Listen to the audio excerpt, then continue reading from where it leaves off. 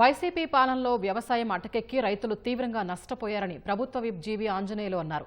వ్యవసాయ బడ్జెట్పై అసెంబ్లీలో మాట్లాడిన ఆయన కూటమి ప్రభుత్వం తీసుకున్న చర్యలతో రైతుల ఆత్మహత్యలు తగ్గాయని వివరించారు. వ్యవసాయాన్ని కీలక రంగంగా ప్రభుత్వం భావిస్తోందన్న జీవీ ధాన్యం రైతులకు వైసీపీ కంటే రెట్టింపు మొత్తాన్ని చెల్లించామన్నారు. ఈ రోజు వ్యవసాయం మీద వచ్చేటువంటి ఆదాయం రాష్ట్ర అభివృద్ధిలో చాలా కీలకం అధ్యక్ష. దానివల్ల ఈ రోజు మన ఎన్డీఏ ప్రభుత్వంలో వ్యవసాయం మీద బడ్జెట్ కి ఎక్కువ ప్రాధాన్యత ఇవ్వడం జరిగింది అధ్యక్ష.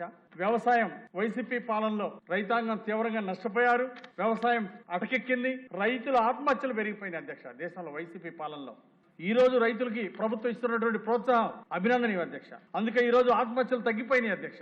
భవిష్యత్తులో అది కూడా లేకుండా ఈ రోజు ప్రభుత్వం చర్యలు తీసుకుంటా ఉంది అధ్యక్ష. ఈ రోజు మన ఎన్డీఏ ప్రభుత్వం పొగాకు, కోకో, కాఫీ, మామిడి, మిర్చి, టొమాటా, ఉల్లి రైతులు కూడా ఆదుకొని 20 నెలల్లో ఈరోజు 1200 కోట్ల రూపాయలు రైతులకు ఇచ్చి ఈరోజు ఆదుకుంది అధ్యక్ష. ఈ ప్రభుత్వం రైతు ద్రోహి జగన్మోహన్ రెడ్డి ఆ రోజు డ్రిప్ ఇరిగేషన్ తీసేశారు, మైక్రో ఇరిగేషన్ నిర్వీర్యం చేశారు రాష్ట్రంలో. అట్లాగే మైక్రో న్యూట్రియంట్లు అసలు ఎత్తిపడేశారు అధ్యక్ష. కానీ ఈ రోజు మళ్ళీ మైక్రో న్యూట్రియంట్లు ఉచితంగా ఇస్తూ, డ్రిప్ ఇరిగేషన్ ప్రోత్సహిస్తూ, హార్టికల్చర్ హబ్ గా ఆంధ్రప్రదేశ్ ని దేశంలోనే నంబర్ 1 గా నిలబెట్టడానికి ఈ రోజు ప్రణాళిక తీసుకోవడం జరిగింది అధ్యక్ష.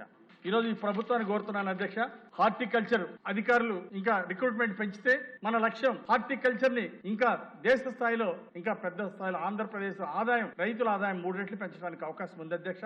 విలేజ్ అగ్రికల్చర్ అసిస్టెంట్స్ కి కూడా హార్టికల్చర్ మీద ట్రైనింగ్ ఇచ్చి రైతులకి వాళ్ళని కూడా సద్వినియోగం చేసుకుని రైతులకి సేవలు అందించాలని కోరుతున్నా అధ్యక్ష.